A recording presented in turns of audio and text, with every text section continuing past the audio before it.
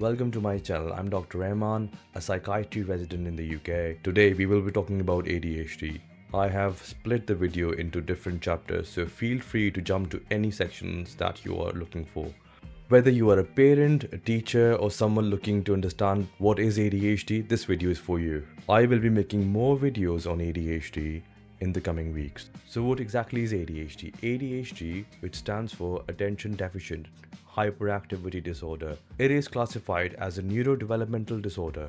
But hang on, what is a neurodevelopmental disorder? When we refer to something as a neurodevelopmental disorder, we are talking about a condition that affects how the brain develops and functions over time. These disorders usually become apparent in childhood as the brain is still developing and maturing.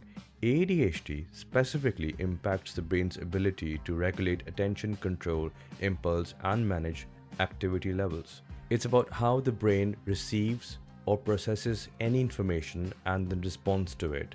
The most common neurotransmitter implicated in ADHD is dopamine, which is responsible for attention, focus, and reward system. In people with ADHD, certain brain parts are highly affected. One of them is prefrontal cortex. Now, prefrontal cortex is responsible for impulse control and decision making. The basal ganglia, which is involved in movement and behavior, is also affected in ADHD.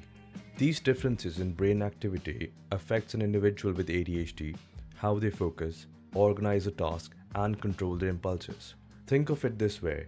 In ADHD, a brain struggles to filter off distractions and maintain focus on one task.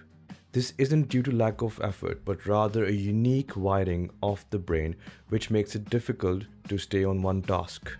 Talking about prevalence of ADHD, ADHD is one of the most common neurodevelopmental disorders, affecting about 5 to 10% of children worldwide. However, it is not limited to children. We have adults who also have ADHD, and often without realizing it. Research shows that ADHD is more commonly diagnosed in boys, which does not mean that it is less common in girls. The issue is that ADHD presents a bit differently in girls, and it is more of inattentive rather than hyperactive, which is seen more in boys. Now let's talk about different symptoms of ADHD. ADHD presents in three main types, the first one being predominantly inattentive presentation. Individuals with this type primarily struggle with inattention. They may seem spacey, disorganized, or forgetful. They often have difficulty following through on tasks, completing assignments, or paying attention to detail. The second one being predominantly hyperactive impulsive presentation. These individuals primarily exhibit hyperactive and impulse behavior. They might fidget, squirm, talk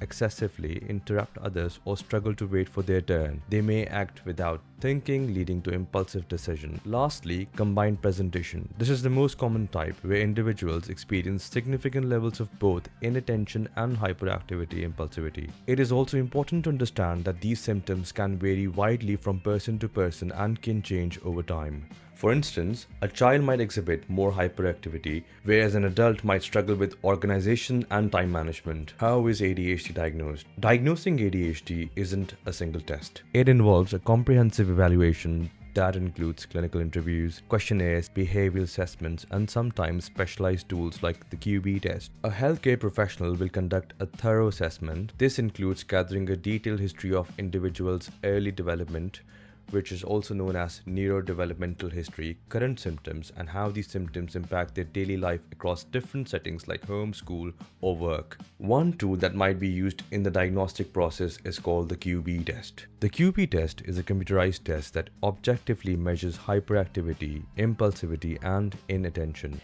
It combines a continuous performance task with a motion tracking system where a sensor is attached to the patient's forehead, providing valuable data on how a person moves and responds during the test.